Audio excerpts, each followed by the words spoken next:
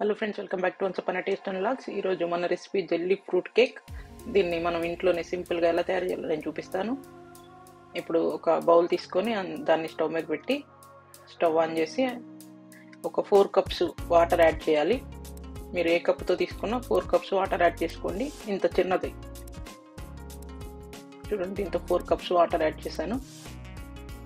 1 cup sugar, ఏ కప్పుతో అయితే water తీసుకున్నామో అదే కప్పుతో 1 కప్ షుగర్.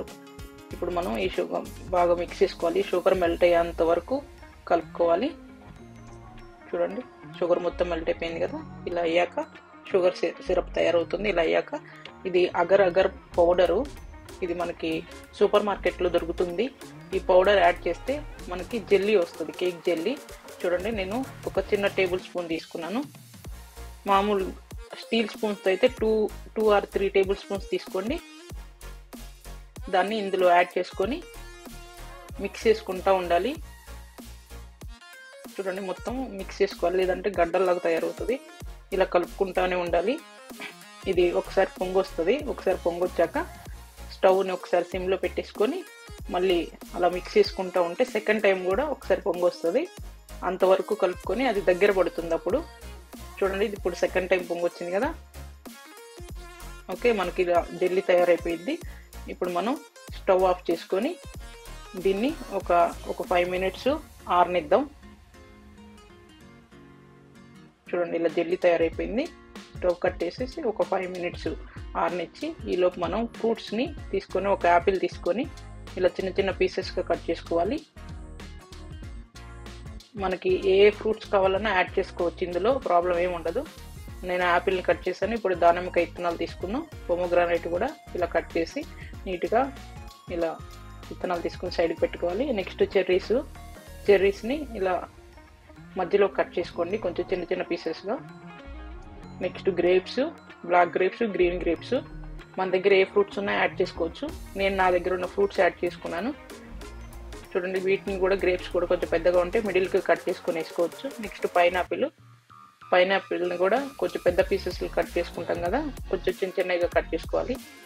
అక్కడ మొదట్లో కొంచెం గట్టిగా ఉంటాయి, అవి తీసేసి మిగతావి ఇలా చిన్న చిన్న పీసెస్గా కట్ చేసుకోవాలి. ఇంకా వాటర్ మెలన్ కూడా చిన్న పీసెస్గా చేసుకొని సైడ్కి పెట్టుకోవాలి. చూడండి, ఇలా ఫ్రూట్స్ అన్నీ రెడీ అయిపోయినాయి.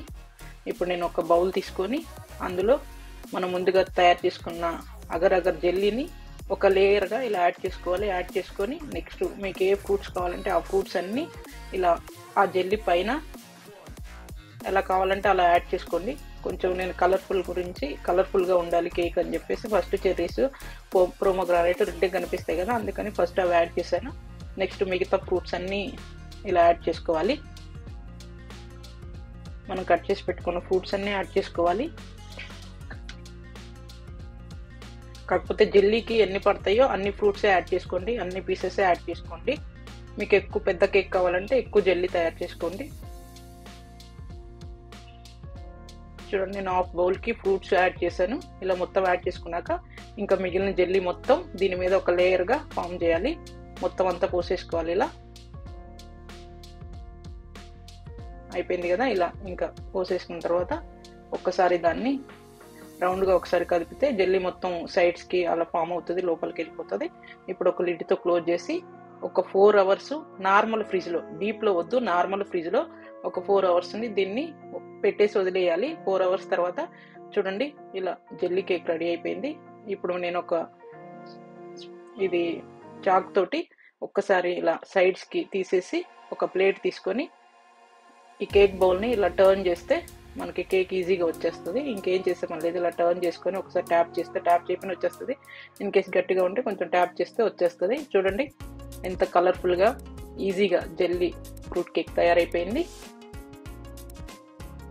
మేము ఇంట్లోనే వ్యాలంటైన్స్ డేకి కేక్ తయారు చేసుకున్నాం. మీరు కూడా ఒకసారి ట్రై చేయండి. మీకు ఎలా కుదిరిందో మా కమెంట్ బాక్స్లో కమెంట్ చేయండి. మీకు కనుక మా ఛానల్ నచ్చితే please do like, share and subscribe.